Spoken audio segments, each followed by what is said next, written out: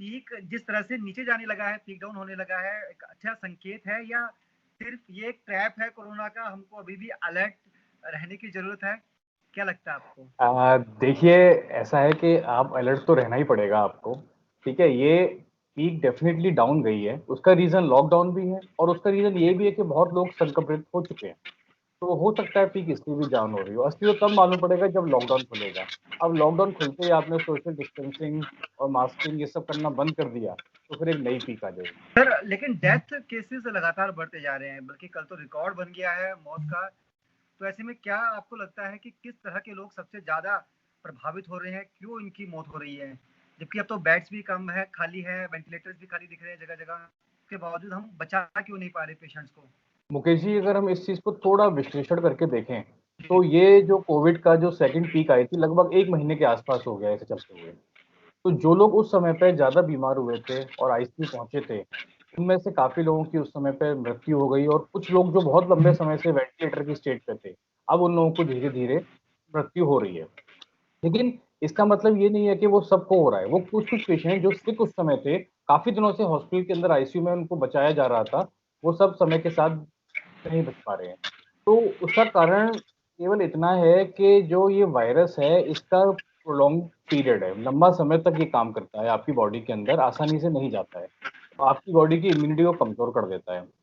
आज की तारीख में हमारे पास हर तरीके का ट्रीटमेंट अवेलेबल है, हमने सब कुछ करके देख लिया, लेकिन जिन लोगों की इम्यूनिटी डाउन है, जैसे कि डायबिटिक्स, कैंसर पेशेंट्स, ठीक है, ओल्ड एज, एचआईवी वाले, इन सबको बचाना थोड़ा-सा मुश्किल हो जाता है। जी। डॉक्टर साहब एक सवाल ये है कि वैक्सीन को लेकर लोगों में काफ़ी जद्दोजहद है। जिन लोगों ने फर्स्ट डोज़ ले ली उनको पहले ये था कि शायद अगले महीने दूसरी डोज़ लग जाएगी, लेकिन जिस तरह से गैप बढ़ाया गया है खासतौर पे कोविशील्ड को लेकर, ऐसे में जानना चाहते हैं कि किसी को अगर अभी वैक्सीन लगी है और दूसरी वैक्सीन में लगभग 2 महीने या उससे ऊपर का गैप है, तो क्या पहली डोज़ असर करेगी? सबसे पहले एक चीज़ को आपके माध्यम से मैं लोगों को कहना चाहूँगा कि जिन-जिन लोगों को अभी हाल-फिलहाल में कोविड हुआ है, वो वैक्सीन लगवाने ना जाएँ। क्योंकि वो वैक्सीन उनके लिए कोई काम की नहीं है, क्योंकि उनको असली वैक्सीन वायरस के फॉर्म में लग गई है, कहने का मतलब है। जो उनको वायरस का इन्फेक्शन हुआ, वो एक तरीके की फर्स्ट डोज़ हो गई। तो अब वो उस वैक्सीन को लगवाने मत जाएँ, वो सेकंड डोज़ के लिए जाएँ, चाहे वो 2 महीने के बाद जाएँ, कोई दिक्कत नहीं है। इतने दिनों से हम जो स्टडीज़ देख रहे हैं, उससे हमें ये मालूम पड़ रहा है कि वैक्सीन को अगर हम 2 महीने के बाद लें, तो इनफैक्ट उसकी जो क्षमता है, वो और ज़्यादा बढ़ जाती है। तो वैक्सीन को 2 महीने बाद ही कायदे में लेना चाहिए। पहले तो लेकिन सर जैसे-जैसे गवर्नमेंट ने अंशु जी जिस देश की रिपोर्ट को आधार बनाया गया है, जहाँ की रिसर्च को आधार बनाया गया है, उस देश ने तो खुद टाइम फिर से कम कर दिया है। वो तो कह रहे हैं कि जो लॉजिस्टिक समस्या थी उसको देखते हुए टाइम फ्रेम बढ़ाया गया था। अब चूंकि वो सब दिक्कतें दूर हो गई है इसलिए फिर से पुराने टाइम मोड पर आ गए हैं कंट्रीज। बात ठीक कही है आपने मुकेश जी, लेकिन अगर हम इसको इस तरीके से देखें कि हमारे पास वैक्सीन कम है, जनता ज़्यादा है। अगर हम एक-एक डोज़ भी सबको दे देते हैं, उन्हें कुछ प्रोटेक्शन तो मिलेगी। जी मैं ये नहीं कहता फुल प्रोटेक्शन मिलेगी, पर कुछ प्रोटेक्शन तो मिलेगी। तो क्यों ना पहले सबको कवर कर लिया जाए। इंस्टेड के एक आदमी को आपने फुल प्रोटेक्शन दे दी और एक को कोई भी प्रोटेक्शन नहीं। ठीक है, ये वही वाली बात होगी कि अमीर तो अमीर होता जा रहा है, गरीब गरीब का रह गया। मतलब सबको बचाना जरूरी है, इसलिए अगर एक डोज भी मिल जाती है तो हम काफी हद तक सेफ कर। क्योंकि हम लोग लेकिन इतने दिनों से अपने पेशेंट्स के अंदर नोट कर रहे हैं कि जिन पेशेंट को माइल्ड सिम्टम आते हैं, उनसे हम पूछते हैं कि भाई आपको क्या वैक्सीन लगी हुई थी? कि हाँ जी, 1 डोज़ लगवाई हुई थी मैंने। तो उनको माइल्ड सिम्टम आ रहे हैं। मैं ये नहीं कह रहा कि ये यूनिवर्सल रूल है, पर बहुत सारे लोगों को बहुत एक वैक्सीन के बाद भी सिम्पटम्स माइल्ड हो रहे हैं। तो क्यों ना सबको पहले एक वैक्सीन मिल जाए?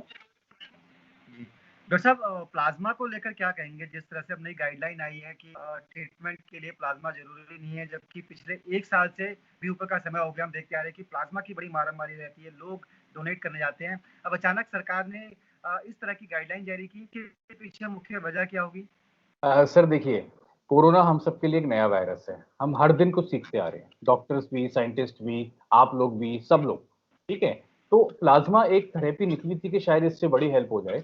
पर with the course of time 1 साल में हमने जो प्लाज़्मा दिया लोगों को, उससे ये बहुत लोगों के बहुत अच्छे एक्सपीरियंसेस हैं, कुछ लोगों के ज़ीरो एक्सपीरियंसेस। तो जितनी वो प्लाज़्मा से हाय तौबा मची हुई है, कि प्लाज़्मा नहीं मिल रहा, ए का प्लाज़्मा चाहिए, बी का प्लाज़्मा चाहिए, ओ का प्लाज़्मा चाहिए, उससे उतना बेनिफिट नहीं मिलता। तो अगर किसी को शुरू के 5-7 दिन के अंदर प्लाज़्मा मिल जाए तो वो बेनिफिशियल है, लेटर स्टेटमेंट नहीं है। पर क्या 5-7 दिन के अंदर हर पेशेंट आईसीयू पहुँच जाता है? नहीं। मोस्टली तो 7वें दिन के बाद पहुंचे, तो जब 7वें दिन के बाद आप आईसीयू पहुंचे तो वहां आपको प्लाज्मा के लिए भगड़ तबड़ कराने से कोई फायदा नहीं हुआ। प्लाज्मा की इसलिए गवर्नमेंट ने उस चीज को हटा दिया आज कि भाई ये प्लाज्मा को आप हटा ही दो गाइडलाइन से। तो आज जो गाइडलाइन आई है उसके अंदर भी यही है कि प्लाज्मा को हटा दिया उन्होंने बिल्कुल। जी। सर एक सवाल ये है कि कोरोना महामारी के दूसरे फेज में ब्लैक फंगस का सबसे ज़्यादा आतंक देखा जा रहा है। देश भर के कई स्टेट्स के इसकी चपेट में आए हैं, कुछ लोगों की मौत भी हुई है, आँखों की रोशनी भी गई है। जानना चाहेंगे कि ये ब्लैक फंगस क्या है? क्योंकि जो लोग कोविड से रिकवर होके आए हैं, उनके दिमाग में नई टेंशन आ गई है कि हम ठीक तो हो गए हैं, लेकिन पता चले हमको बीमारी ना लग जाए। पहले तो यही जानना चाहेंगे आखिर है क्या ये?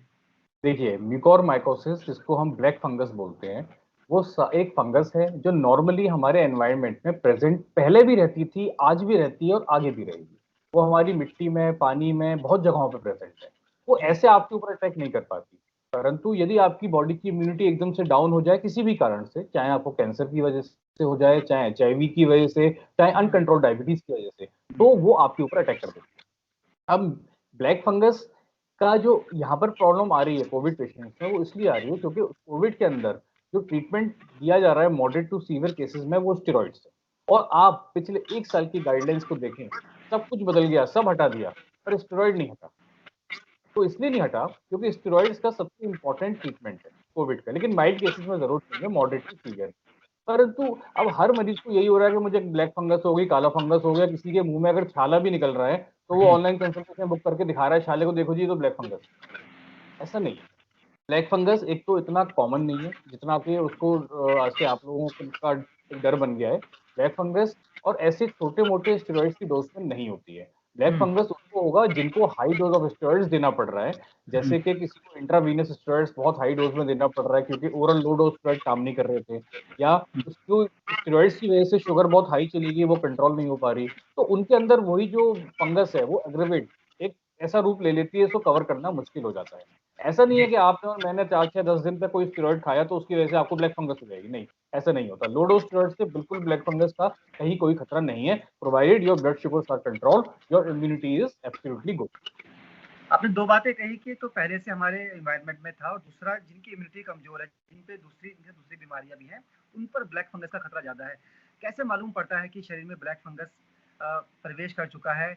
किस तरह के सिम्टम्स आते हैं? जो लोग कोविड से रिकवर कर चुके हैं वो अपने ऊपर मतलब कैसे ध्यान रखें? इसमें 2 ग्रुप्स हैं। पहला ग्रुप ये है कि जिनका कोविड का ट्रीटमेंट इस समय चल रहा है, यानी वो स्टेरॉइड्स पे हैं, और फिर मैं आपको रिमाइंड कराऊंगा हाई डोज स्टेरॉइड्स पे, लो डोज पे, ठीक है। हाई डोज स्टेरॉइड्स पे आप हैं, आपकी शुगर हाई है, सडनली आपको कोई एबनॉर्मल सिम्टम आता है, जैसे कि आंख में दर्द होने लग जाता है, आपको नाक के आसपास कोई फुंसियां बनने लग जाती हैं, ठीक है, आपकी आंखों की रोशनी में कुछ परिवर्तन आता है, आपकी आंख की पुतली के मूवमेंट में कुछ दिक्कत है, आपकी आंखें नीचे की तरफ झुक रही हैं, कुछ भी एबनॉर्मल सिम्टम्स हैं, आंखें बहुत लाल हो चुकी हैं, ठीक है, तो आप इसकी तरफ अपने डॉक्टर से जाके चेकअप कराइए। चेकअप के बाद जी। वो आपको हो सकता है स्कैन बताएं कराने के लिए, वो स्कैन कराइए, उससे वो कंफर्म होगा। दूसरा सब टाइप ऑफ पीपल वो हैं जो लोग को इसको कोरोना को मात दे के घर आ चुके हैं, आराम से घर में लेटे हैं, टीवी देख रहे हैं, मजे कर रहे हैं, पर एकदम से न्यूज देखी, मुकेश जी ने बताया म्यूकोरमाइकोसिस ब्लैक फंगस, अब उनके मन में डर हो गया कि मुझे तो ब्लैक फंगस हो गई। फिर वो अपने डॉक्टर से कह रहे हैं मुझे 1 महीने पहले स्टेरॉइड दिया था, मुझे ब्लैक फंगस तो नहीं हो जाएगी? नहीं जी, हाँ। नहीं हो, क्योंकि आपको ठीक हो चुके हो, रिकवर हो चुके हो, स्टेरॉइड आपकी बॉडी से खत्म हो चुका है, अब नहीं होगी ब्लैक फंगस। जिस समय आपका ट्रीटमेंट चल रहा था उस समय स्टेरॉइड अगर हाई डोज दिया गया था तो ही उस ब्लैक फंगस को होने की आपको उस समय संभावना थी, वो भी इतना कॉमन नहीं है जितना आप उससे डर रहे हैं। फिर देखिए, एक मैं आपके माध्यम से एक मैसेज और देना चाहता हूँ, आपके डॉक्टर अगर आपको स्टेरॉइड दे रहे हैं तो आप लीजिए, आप एक तो खुद मत लीजिए, और दूसरे डॉक्टर को अगर दे रहा है तो देने दीजिए, क्योंकि 1 साल के अंदर कोविड के ट्रीटमेंट के अंदर कोई चीज जो कारगर रही है वो स्टेरॉइड ही रहा है, ठीक, तो अगर अंशुल स्टेरॉइड की जी। आप है तो लीजिए। जी। अंशुल जी ये जानना चाहते हैं कि कितने दिनों में असर कर सकता है अगर कोई कोविड से रिकवर हुआ तो? मैक्सिमम, क्योंकि दिमाग में हमेशा डर बना रहेगा कि मुझे हो तो नहीं जाएगा। एक इसकी क्या कोई टाइम लिमिट होती है? दूसरा, क्या जो लोग कोविड से ठीक हो जाते हैं, क्योंकि ये कहा जाता है एनवायरनमेंट में होता है, खासतौर पर जो कंस्ट्रक्शन साइट्स होती हैं या यहाँ मिट्टी उड़ती है, उससे क्या थोड़ा दूर रहना चाहिए कोविड से जो लोग रिकवर कर चुके होते हैं? सर जो लोग कोविड से रिकवर कर चुके हैं अब स्टेरॉइड्स पे नहीं है, उनकी डायबिटीज वेल कंट्रोल्ड है, तो उनको अब ये नहीं होगा, ठीक है। लेकिन आप कंट्रोल कोविड से तो लड़ लड़ा के आ गए, आपने रिपोर्ट नेगेटिव कर ली अपनी, पर आपकी शुगर चल रही है 400 और 500 और 300, या किसी कारणवश आप किसी भी इम्यूनिटी को दबाने की दवाई पे हैं, तो आप कोविड को छोड़ दीजिए, आपको वो वैसे भी होगा। जब कोविड नहीं था तब भी ये बीमारी हुआ करती थी, तब भी हम देखते थे इसको। तो अगर आप कोविड से ठीक होके आ गए हैं और आपका 15 दिन 10 दिन निकल गए हैं, आप किसी स्टेरॉइड्स पे नहीं है, आपकी शुगर नॉर्मल है, तो सर आपको ये नहीं होगा। जी। सावधानियां क्या इसमें रखनी चाहिए खुद से? सबसे पहले तो मास्क, वो जो मास्क पहले दिन से ही बताया जा रहा है ना कोविड के लिए, वो आज भी कारगर है, और वो ब्लैक फंगस से बचने में भी कारगर है। ब्लैक फंगस कहाँ से घुसती है? आपके मुंह और नाक के जरिए। तो अगर आप मास्क पहन के बाहर निकलते हैं घर से, तो आप उससे भी बचते हैं। दूसरा, अपने लेवल पर कोई भी स्टेरॉइड्स ना खाएं। बहुत सारे लोग स्टेरॉइड्स खरीद खरीद के खुद खा रहे हैं, और वो गलत डोजेस में खा जाते हैं, जिसकी वजह से उनको ब्लैक फंगस होने का खतरा है। जी। तीसरा, डायबिटीज। आप अपनी शुगर को नियंत्रण में रखें। आप उसके लिए चाहे एक्सरसाइज करें, चाहे उसके लिए दवाई खाएं, आप जो मर्जी करें, पर वो नियंत्रण में रहनी चाहिए। बेसिक फंडा वही है घूम फिर के, बॉडी की इम्यूनिटी। अगर इम्यूनिटी कमजोर है तो कुछ भी हो सकता है, आपको म्यूकोरमाइकोसिस नहीं, कुछ और भी हो सकता है। एग्जाम्पल के तौर पे आज ही मेरे एक मरीज को नाक पे नीचे निशान ऐसे ही कुछ निकला, तो मैंने वो म्यूकोरमाइकोसिस से डर रहा था, पर जब मैंने उसकी फोटो देखी तो उसको हर्पीज हो गया था। हर्पीज भी एक ऐसी स्टेट है जो जिसके अंदर आपकी इम्यूनिटी कम होने से ये होती है। तो problem is all about immunity. अगर आपकी इम्यूनिटी ठीक है, शुगर कंट्रोल है, तो कोई फंगस आपको कुछ नहीं कर पाएगा। जी सर, जैसे कोविड फैल सकता है एक से दूसरे को, हो सकता है क्या ब्लैक फंगस भी फैल सकता है? अगर किसी को परिवार में ब्लैक फंगस हुआ है और उस परिवार में उसके साथ साथ किसी और को भी कोविड था या कोविड नहीं था, तो क्या ब्लैक फंगस भी ट्रांसफर हो सकता है? यस, हो सकती है, अगर दूसरे आदमी की इम्यूनिटी कमजोर है। अगर आपकी को ब्लैक फंगस है ना, आपने छींका खांसा या आपके एरोसॉल्स के थ्रू वो जा रही है, और दूसरे की बॉडी की इम्यूनिटी वीक है, तो उसके अंदर चली जाएगी। एक दवाइयों को लेकर बड़ी किल्लत की खबरें भी सामने आती है ब्लैक फंगस, क्योंकि अचानक बीमारी आई और ब्लैक मार्केटिंग भी आप समझते हैं कि बड़ी जल्दी हो जाती है। कोविड के केस में तो खैर हर चीज ही देखी गई है। तो ऐसे में पैनिक ना हो, लोग क्या करें इसके लिए? क्या कोई घरेलू नुस्खा भी होता है कि घर के अंदर भी आप लोग केयर कर सकते हैं अपनी? सर मैक्सिमम लोगों को तो होम आइसोलेशन में ट्रीटमेंट मिल रहा है, और सभी लोग उसमें ठीक हो रहे हैं। प्रॉब्लम क्या है कि दवाइयों की किल्लत से एक पैनिक स्टेट बन जाता है। आज की डेट में मैं अपने जितने मित्रों, परिवार, फैमिली वालों को जानता हूँ, सबके घर में ऑक्सीजन सिलेंडर या ऑक्सीजन कंसंट्रेटर तैयार है। तो पिछले एक महीने में लोगों ने कर करा के जुगाड़ रख लिया सब कुछ। लेकिन इस चीज से जिन लोगों को चाहिए था उनको नहीं मिला, तो किल्लतें तो अब क्या हो रहा है, एम्फोटेरिसिन बी, जो इस काले फंगस की दवाई है ब्लैक फंगस की, उसकी ब्लैक मार्केटिंग शुरू हो गई। जबकि इतने लोगों को वो है नहीं, जितने वो मार्केट में नहीं मिल रहा है। आप अपने घर के अंदर नॉर्मल रहिए। सबसे इंपॉर्टेंट है, एक ब्लैक फंगस के लिए एक दो मैं आपको टिप्स दे देता हूँ। अगर आप स्टेरॉइड्स पर हैं, तो एक हाइपरटोनिक सलाइन आता है 3% मार्केट में, जिसको कहते हैं नमक का पानी, मार्केट में मिलता है। उससे आप अपनी नाक को क्लीन भी कर सकते हैं, डेली सुबह शाम नाक में डाल सकते हैं, तो उससे वो ब्लैक फंगस की एक प्रिवेंटिव मेथड है। दूसरा, गर्म पानी से भाप करना, बीटाडीन से गार्गल्स करना भी प्रिवेंशन में आपकी हेल्प करता है। सर एक आखिरी सवाल, काफी समय आपका लिया। अभी दूसरी लहर चल ही रही है, लेकिन तीसरी लहर की आहट है। ऐसे में पेरेंट्स बड़े डरे हुए हैं, हालांकि बच्चे भी घर में ही हैं क्योंकि स्कूल और सब एक्टिविटीज बंद है। ऐसे में इन पेरेंट्स को आप क्या मैसेज देना चाहेंगे? देखिए, कोविड के साथ क्या है कि जो जिसने जैसे सोचा वो उसका उल्टा ही करता गया। ठीक है। तो अभी हमें लेकिन एक साल में एक ही बात समझ में आई है सबको, कि आपको कोई चीज बचा सकती है तो वो सोशल डिस्टेंसिंग और मास्क है। स्कूल जब खुलेंगे तब आप अपने बच्चे को भेजेंगे, वो भी तब समय आएगा जब कोविड खत्म हो जाएगा, क्योंकि आज की तारीख में मैं नहीं समझता कोई भी पेरेंट बच्चे को भेजने को तैयार है। इंपॉर्टेंट ये है कि जो लोग यंग हैं, इस वेव में यंग लोग बहुत चपेट में आ रहे हैं। उसका कारण है कि यंग लोग तो घर से बाहर काम करने जाएंगे ही, मैं भी जाता हूँ, आप भी जाते हैं। लेकिन जो ओल्ड लोग हैं उनको हम घर में संभाल के रख रहे हैं। तो अब हमारे को भी कोविड हो सकता है, हमारे से हमारे बच्चों को भी हो सकता है।